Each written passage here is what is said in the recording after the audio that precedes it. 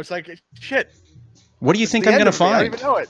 Here's the thing. I don't know. What do you think I'm going to find? I mean, they're your records. I mean, I may or may not have already gone records. through these before going live with you today. Well, I don't think you did, but like, here's what I will say is that, like, it's certainly true that I've used a lot of counterparty, you know? Like, if you look at the record nominally in any capacity, I'm going to have to explain something to you. And then the room here is waiting on Tinterhook to see with.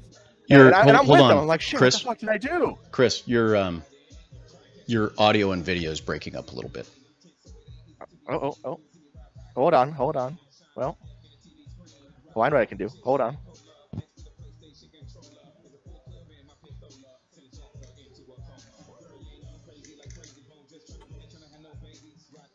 All right. See, is that any better? Your audio is good. Give me a second. Your video is really pixelated, though. And that just may be, your internet connection right now. I can do. See if that makes it any better.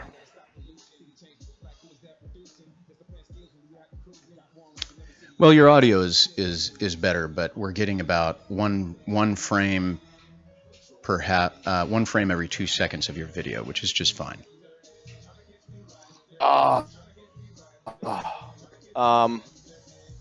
If you just wait a second, it's very likely. Is Lisa? Can you ask her to stop? Wait a minute. If somebody else in your complex is downloading porn, your internet goes down. I mean, that's how it is in my house, right? When 2018.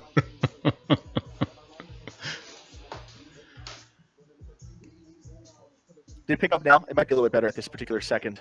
Your audio is good. It's just your video is a little broken. That's all. I mean, we can survive. Maybe we can cut the video.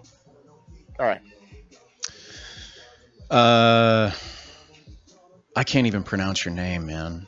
Rickelhaas? Rickelhaas says that you need to show some boobs if you think you can do your show without Junseth. What do you say to that? Okay. Do you want to see him?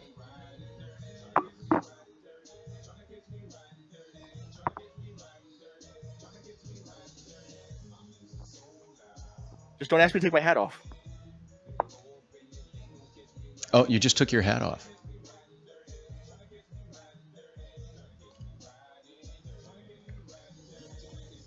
That's exciting for you, by all means.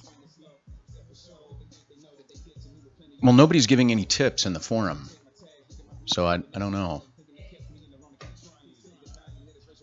A little suntan here.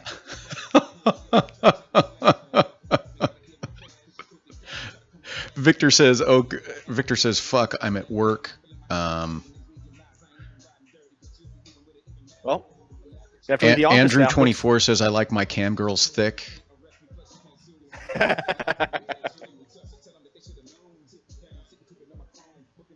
You want to move that over like 2 feet there? Give the scene a nice composure here. Let them wonder why the fuck I've got like. Mike 21 says I'm trying to get a whole Bitcoin in tips. No, I don't care. And full disclosure, I use my Bitcoin tips 100% to fund my sailboat habit. I mean, that's the thing, Jason. You can't be a hypocrite. As long as you fucking tell people what you're doing with your shit, it's fine. That's really the big problem here. I'm not gonna tell you that I know what the law is and that anybody, Junseth or myself, have violated the law. I will tell you what I understand the finance to be, and I'm probably 100% right about that. Right. But what this is interesting. More important is that the court of public opinion holds hypocrisy to be the only offense you can commit. Hold on. My 2 cents has brought up an address of 1500 Marina Bay Drive, building number 113. Wants to know what my boat is called. I don't have a boat at that address. But you're kind of a stalker. You are. That's very, very stalkerish. And you're kind of freaking me out. Don't make me get a temporary restraining order against you. I'll do that.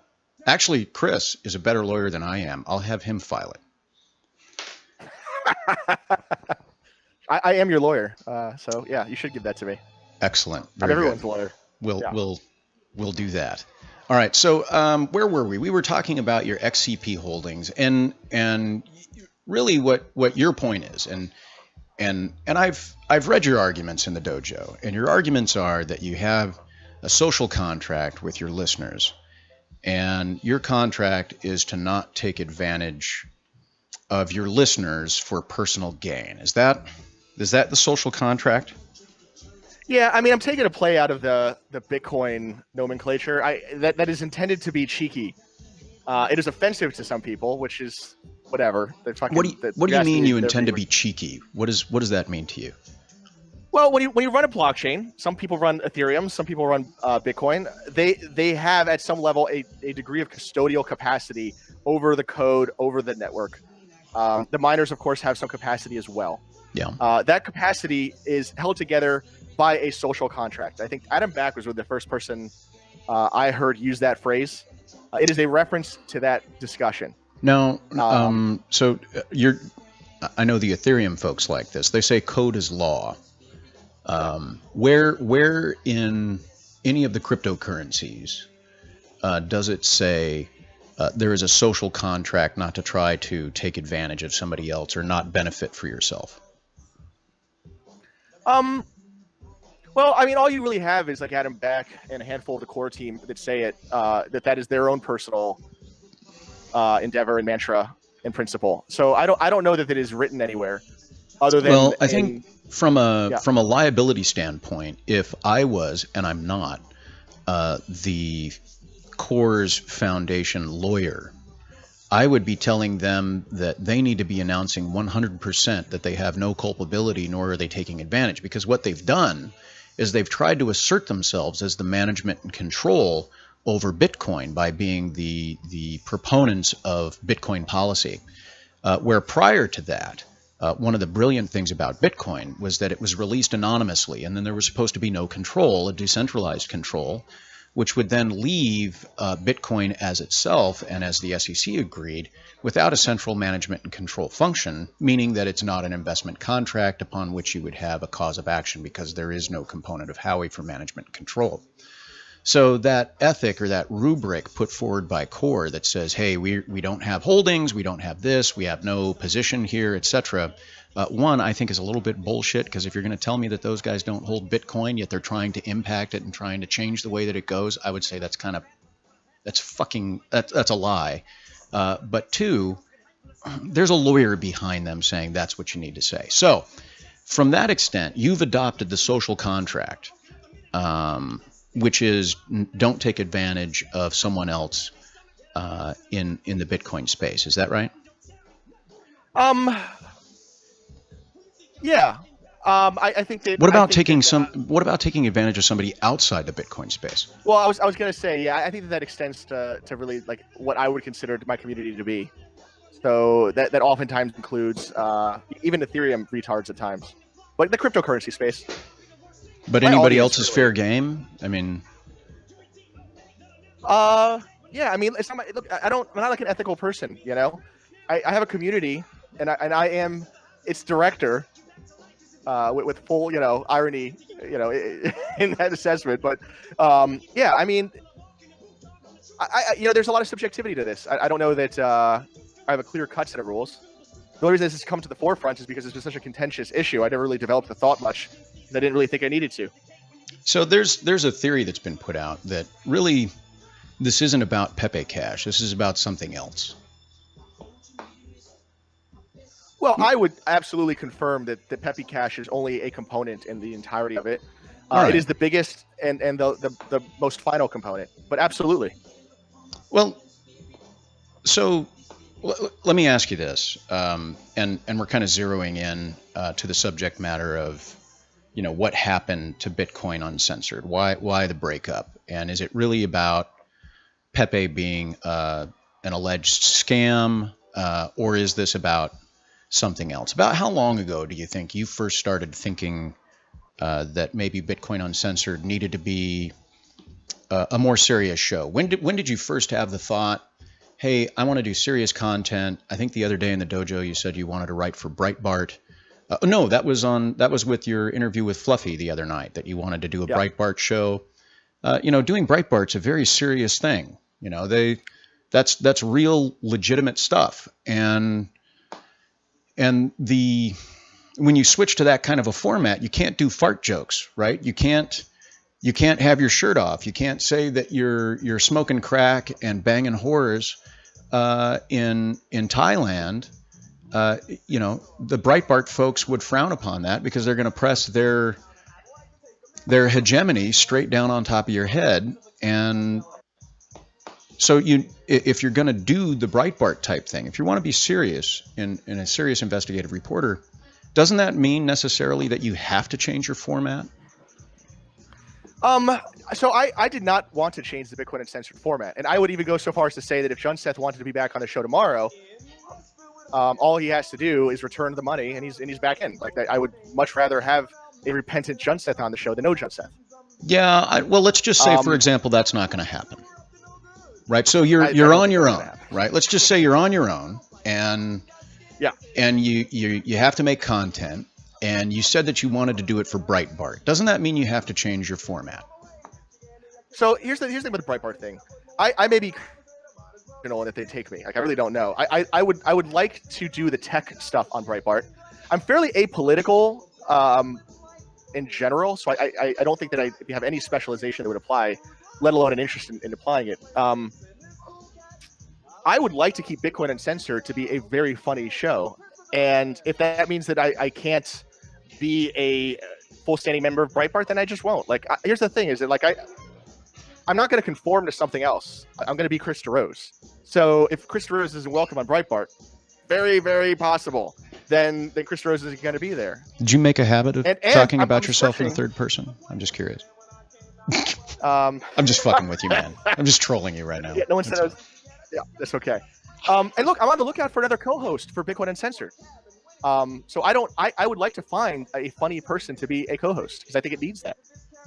Bitcoin's like Snooki is like basically John Seth. We only got one of them, but I don't think that means that it has to be the end of comedy on Bitcoin Uncensored. I would like to bring as much comedy into the show as possible, because I think that is one of our key features.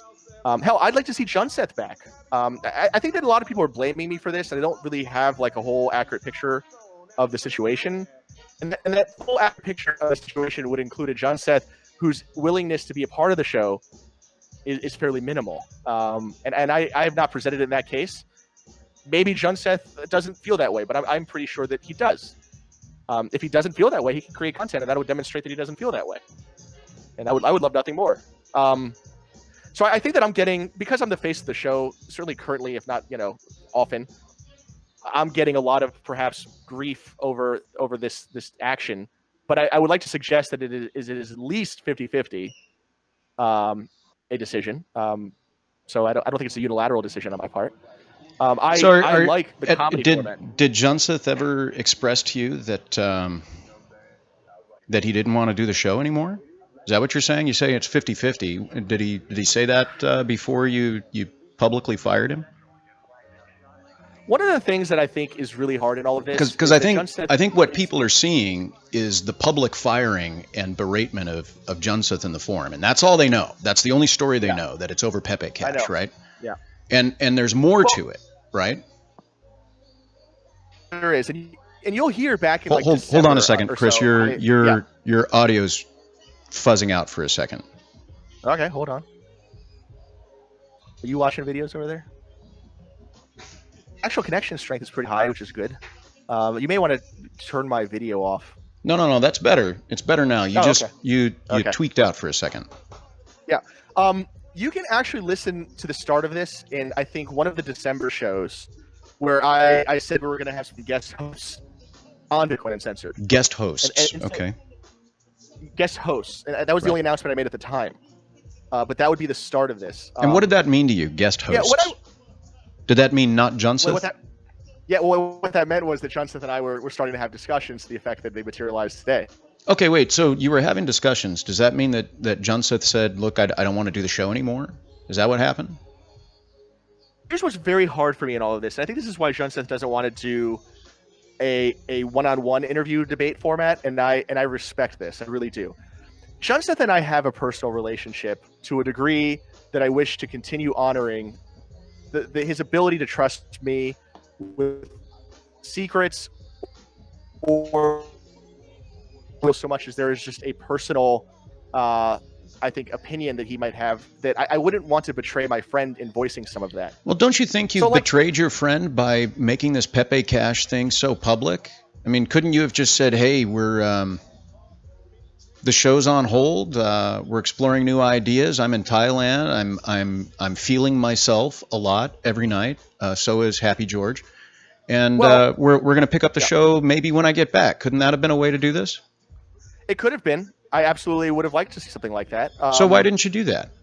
Well, what led into the decision to no small part was me telling him emphatically and multiple times, please don't sell these fucking rare Pepes and cause a big fucking controversy for me and involve me in a big old fucking scam professionally. How would anybody have known? You're the one that made a big deal out of it. He said that he was going to do it. Yeah. He announced that he was doing it. Nobody in the Pepe community gives two fucks about it. I'll even use a phrase that I used with Charlie Shrem. There's not a single person in the Pepe economy that I've seen that gives a dusty fart about it. Because for them, they were able to acquire Pepe Cash. So the controversy to me, in my view as an observer in the dojo, obviously I'm not inside your inner sanctum, right? I don't know what this is, but from an observer and from a study, I study people's behavior. That's what I do. That makes me somewhat good at what I do if I am good at anything. This all seems manufactured. And what position does that put me in? Now I've got to lie to the community. Like that, you're advocating that I effectively engage in a conspiracy to cover up this hypocritical and bad acting behavior for the rules of my show. Except to the extent that if those rules were ever announced, that anybody knew about that. People separate ways and part ways for reasons all the time, and they don't do a noisy exit doing it. And what you've done is what we would call a noisy exit, right? What? I mean, the blockchain makes it noisy, though, right? Like, that's all publicly verifiable. And if somebody wants to make it a big deal, they could have made it a big deal. And if you needed to protect yourself, you could have come on afterward and said, "Hey, look, Junseth is my friend. I didn't want to publicly embarrass him. Here's the proof in my communications with him over Telegram or whatever that I asked him not to do it. Please don't associate me with the sale of the Pepe Cash." That's on him. But Junseth is my friend. I love him dearly. I don't judge him for what he did, but I didn't do it. I determined what my deal was. But instead of allowing the community to decide that, you forced that on the community, don't you think? No, I definitely forced it on the community. I absolutely. But you got to remember, this is my first time doing that. Like, I had this problem with Counterparty. The Counterparty founders scammed out, and they left me holding the bag there to some degree, at least, in a social capital concept. Don't you think you actually stood to gain by the success of Pepe Cash as a counterparty person? Absolutely. I think that Pepe, Rare Pepe, was wonderful for the counterparty platform. I think it's exactly the kind of thing you would use counterparty for. I think that there are other ways we could have done Pepe, to be clear, because I know some of you have heard my comments on this, but I think it's great for counterparty to create fun technology. But the fun started to turn into a scam. When did it turn into a scam? Exactly. When Junseth declared a pump the eternal pump, only to be cessated by him taking the $32,000 out of the pump and pump. Okay, so what you're saying then is that, and I just want to make sure that we're clear here. Are you saying that Pepe Cash as Pepe Cash is a scam, or are you saying that Junseth scammed people? Because there's a difference, right? Yeah. No, you're asking good questions that I don't want to answer because, I mean, I will answer them, but I will preface it with, for everybody who's watching, consider from my perspective how you have somebody on the left who you're very close to for all kinds of reasons, named Junseth, and then you have people on the right that you have like this fiduciary duty and friendship with on the other side. And here I am in the middle. Fiduciary duty would say that you have ethics, that you have an ethical code. No. I'm sorry. So In you fact, can't claim that you have a fiduciary duty without. I'm promoting cigars and cigarette smoking to all of you as well. All right, then I'm just, you know. I don't believe in ethics, Jason. It's stupid. There's no hole in my life that ethics fills. There's no specialization that I have in that science, and they have no way to process those claims. But what you've done here, and I'm just going to point this out. I mean, this is a word that you like to use, the hypocrisy of this. You on the one hand say that you're not an oracle, you don't want to be an oracle. But simultaneously, you have imposed your hegemony of ethics on this group, on the dojo, on your community by saying that anybody that cashes out is a hypocrite if they work with you on your show. Well, no, they can work with me on their show. It's again, this is why ethics is so complicated and I think useless. If you come on my show and you tell me you're here to pump a scam, which always happens, that's fine. I will work with you on my show, and the audience can decide to the degree that I'm working with them if I'm serving their interest in a hypocritical capacity. I'm going to ask you right now, will you pump and pump my 21 rare Pepe? Will you do that? I will pump and pump a lot of Pepes, and I will pump and pump your 21 rare Pepe, yes. Know this, the moment it hits value that one, and we're calling these the certified fake rare cyber sketchy Pepes, okay? The moment one certified rare cyber sketchy Pepe reaches 1 Bitcoin each, I'm going to dump the fuck out of them, because that's what any sensible person would do. You heard it here, right? You can do that, Jason, but your platform is very different than mine. You're not the guy who goes around scam busting everybody. No, I do. Behavior. I say straight up when something is fucked up, and I think I established that with Paul Stortz and Ethereum. I think I established that when I talked to Charlie, my first episode, saying, dude, get the fuck out. And by the way, you laid the groundwork for that. And I gave you credit for that. When you said, Charlie, get the fuck out, it's Granger danger. That's your phrase, right? Yeah.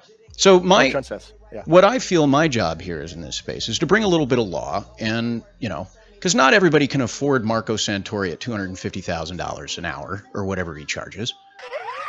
I think his rate went up actually just recently. Yeah, so oh God, you know, and unfortunately, you got a ton of folks in this space that say, well, Ethereum did it, so that means I'm going to do it the same way they did, and I'm not going to get in trouble, and that's just wrong.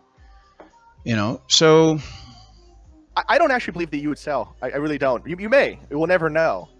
I suspect that you would not. That would be my suspicion. That I wouldn't sell? That you would not sell your rare Pepes. I think that you probably would consider that to be some sort of legal exposure that isn't worth the money. I don't know.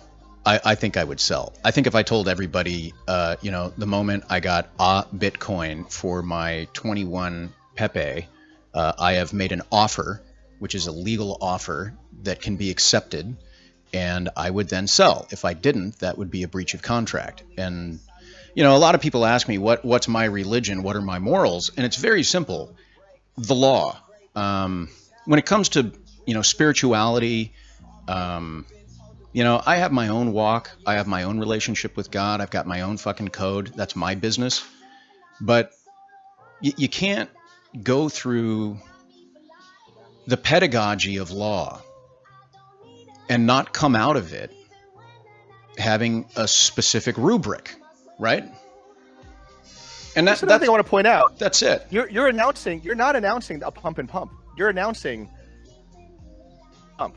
And that is very different than the Junseth situation. Yeah, but Junseth said he was going to dump for 5 days. Isn't that right? Yeah. After he told everybody to pump and pump, and there are plenty of people that bought Pepe Cash, probably thinking that even in a small capacity, Bitcoin Uncensored would stand by the pump and pump. We had Drop Lister on the show the other day. Were you able to catch that? No, although I will say that you're doing. And I'm not saying this because I'm in the fucking grill seat here. You are doing a very good job. I've been meaning to tell you this. and I'm trying to watch more of your backlog here because I've been very impressed actually. But so we had Drop Lister on the other day because I wanted to understand from somebody who's in an expert position to tell me what happened with Pepe's and at what point in time it happened. The Pepe controversy, if there was one, and Droplister came on and he showed the charts. He showed the trading charts. And he showed that the increase in volume, and this wasn't my opinion, this was his. Can we agree that Droplister would be someone that we would call on as an expert and that we could agree upon as a third party to diagnose markets and to diagnose counterparty sale? Can we agree on that? Sort of. Sort of. He's definitely all of those things, but he's also has enough humor to misrepresent things with irony. So like, let me hear what comes out. Okay, so here, because, and like, unfortunately, I didn't record it, and the reason I didn't record it is it all happened spontaneously. I didn't see that. Yeah, And I was testing out cameras and microphones and new audio, and I'd had issues with my interview with Nathan Ho, and I needed to fix those, and so this was a spontaneous broadcast. What he did is he looked at the correlation of the increase in price of, or excuse me, the increase in volume and price of the Pepe Cash on the DEX, and then showed evidence that it specifically rose on the day that the Vice article about rare Pepes was released. Until then, there was a flat line of price and activity. But the day of and the day after that release, the price spiked. That it had nothing to do with Junseth. You guys could have been sitting there saying, buy rare Pepes all day long, which you had been doing, and it didn't affect the price one bit. But after the Vice article came out, Droplister showed, boom, the price went up. What did Junseth do? He sold at the top. And you can judge him for that. But the moment it started to go up, what did he say? Fuck, I'm going to sell. I'm going to dump. And to me, that's disclosure. So if I was analyzing this from a fraud perspective, he disclosed what he was going to do. He did it enough time to allow the market to react. And instead of the market, why do you think Pepe was using counterparty to begin with, though? Like, if you back it up, why do you think that Rare Pepe was using counterparty to begin with? If you back this story up even further, and I get that these are very subjective spectrum considerations, but Spells of Genesis, if I'm not mistaken, was referred to counterparty by Jop, and I believe Jop referred to counterparty after listening to BU for a good while, liking our advocacy platform, and so while. So you're saying that we have Jop to thank for Spells of Genesis, of which you hold assets, and we have you to thank for Rare Pepe being on counterparty, of which you hold assets. My point is that it's a spectrum, and I think that we had a lot to do with the decisions that led to Rare Pepe to be listed in the first place. So while most of the capital injections certainly came from the Vice article, frankly, that would only substantiate my point that there's some predatory behavior being done by people in the space at some level, in so much as abusing broadcasting considerations. But what I would say is they were probably instrumental, at least at the earliest stages, of some degree of counterparty uptake. And so on this spectrum that led to this, it's not to say that we have zero influence on these behaviors. Like there was a whole history. So let's. I asked you to describe or to reveal maybe at what point Junseth said to you, if he did at all, that he didn't want to be on the show anymore. And your response to me was you didn't want to comment because you value your friendship with Junseth. Is that right? That would be my official comment. If this was a big scandalous thing, I suppose maybe I could disclose that. I'd ask Junseth, ideally, if he wanted to prepare some kind of a statement. There's really nothing that's scandalous there. It's just that I fucking love the guy. He is my best friend.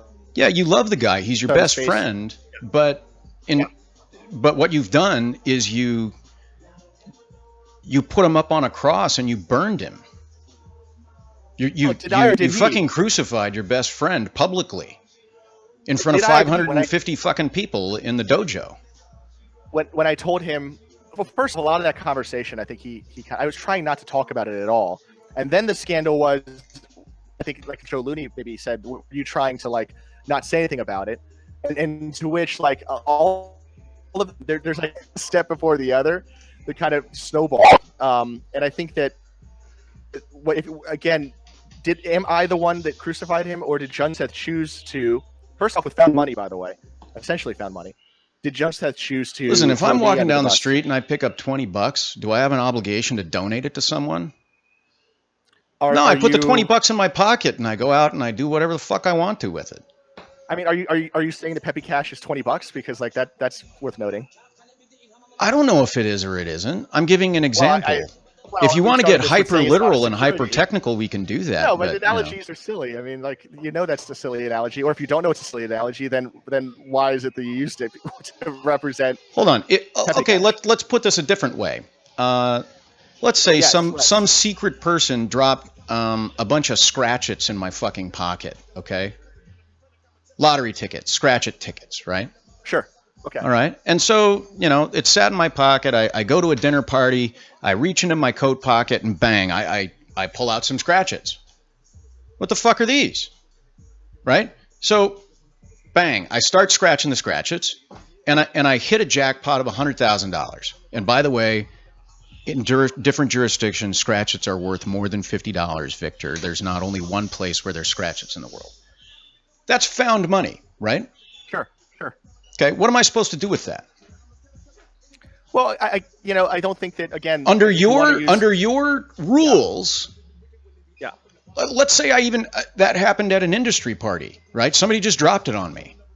Under your rules, I'm supposed to donate that. What would the SEC say that Jim Cramer is supposed to do in that scenario? Jim Cramer does it all the time. He discloses. I don't think he discloses lottery ticket earnings. Because those aren't securities, Jason. Or maybe they are. They are bearer instruments, by the way. I think you've crossed subjects improperly or inappropriately, but that's maybe, all right. But analogies are silly. Getting back to it, it's not about the sale of the Pepe Cash. You said so yourself. That was the straw that broke the camel's back. You said this has been going on for a while, and it sounds like this was just the final excuse you needed. It wasn't the excuse that I needed because I didn't want it. I made it very clear at every step. Please don't do this. I mean, and was it going to Taiwan that got you out of the South Florida scene for a little bit, where you said, hey, now that I've stepped away for a minute, I've refocused. I believe there's a better path for me. I want to be on Breitbart. I want to be taken seriously. I don't just want to do fart jokes. I want to do scam busting. Yes, there's that. Right. This is who I want to be. I want to be taken seriously, and that's okay. There's nothing wrong with that. I don't want that. Yeah, you do. I like exposing hypocrites, Jason. Like that's what turns me on. And I got to say, one thing that has been bothering me for a while, I think John Seth would probably agree with this, and I think he even agrees that it bothers him, is that literally we are out of scams to bust in blockchain that are interesting. I will continue doing them. But I need to go up or out at some level. Chris, back up 15 seconds. Say again what you did before your audio broke up. Yeah, I think what I was saying was we're running out of scams to bust in the Bitcoin and blockchain space that are interesting. The new scams have been just so laughably bad that if we don't move up, we're out. Like you can only do the proto-block scam so many times before it becomes Scooby-Doo. Well, let me ask you this. So are you just unable to find different content? Oh, no. I think because your argument is you're running out of content, so there's only so many times that you can do the same story. Does that mean that Bitcoin Uncensored is a one-trick pony? No. Well, maybe it is a one-trick pony, but the point is that I think that there are bigger and better scams for us to bust, and those are going to be the blockchain space, and I want to get exposure to those scams. I think financial planners are scams. Is it only about scams, or can you have somebody on the show that actually wants to do good? Or would you consider that pumping? I mean, you've had Fluffy on, you've had Monero on multiple times. Yeah. You're not exposing him as a scam because he seems to be doing the right thing, right? Come back tomorrow. That's the thing about Ricardo. He's very inconvenient for me, by the way. He's really inconvenient. My world is so much easier without Ricardo in it. But the truth is that I think he's done an exemplary job of showing how you can promote technology in the space without pumping shitcoins. And so I think that, and again, and this goes to any criticisms that I think everything is a scam. I'm not saying to invest in Monero, but what I will say is they're doing interesting technology work over there. right? And like there is room for that in the space. And I have said the same thing about other things that may be a little bit scammy. Here's something to consider. I want you to think about this. Maybe we can agree on this or not. God, I can't believe I'm going to say this. Look, Ethereum for me started off as unlicensed, unregistered securities. Okay? Okay. Period. Was there fraud? Yeah. So now you have fraudulent sale of unlicensed, unregistered securities. And that's from the rubric of the United States law. Why? They sold in the United States, they offered in the United States. Right? So that umbrella goes over the top of them. At the time, it was a blank check offering. Give us your money, we might do something with it. All of that is to say, in that timeline, remember we talked about the timeline? What happens before the sale and what happens after? Yeah. Whether or not you agree that Ethereum works well or doesn't work well, or they did what they say they were going to do or don't do what they say they're going to do, they actually ended up making a product that does something. Okay? You may not like exactly what it does, but it eventually made something. It may not have value from your rubric of what a blockchain should do, but it does it differently. And creating choice in the market, there's nothing illegal about that. So I try to separate what Ethereum as software does from what Ethereum the security offering is. And I don't pass judgment on what the technology does. And I think that's, Chris, where you could have the most value, is you could say, look, they say they're doing this, but this is actually what the technology does. You could be a technology buster and then dig into the code, because you can do that, man. You have that knowledge. I don't have that anymore. My knowledge and my coding goes back to fucking original basic and shit from the 1990s. Nothing is doing that these days. You have the latest technology. You have that knowledge. You're an expert in that. You could dig into the code, expose it, and say, look, these guys saying it's doing this, but it's actually doing this. This is where they're scamming you. This is where you should know. And man, if you did that, you'd have the whole world, right? I don't know that I even need the whole world. Like I like it. Well, what do you think of my idea of you digging into the code? Well, but let me ask you something, because I'm a little stuck on something here. What is the difference in the way that Ethereum was run and the way that Main Street KY was run? I'm not clear on what the difference is legally there. I'd be curious. I really just don't know. Say that again. Yeah. What is the difference between the Ethereum plan and actions and what Mainstream was doing? What is that difference in legal terms? I'm genuinely curious. I don't see a difference. I'd like to know what it is. So Ethereum claimed that they were selling laughably fuel for software transactions, right? Correct? Did we lose you? We have lost Chris. We're going to try to get him back. We'll take a break, and we'll dig into this. Remember, I'm not your lawyer. Okay, I'm back. Hold on, we're gonna take a break. Hold on, we're gonna take a break. Yeah.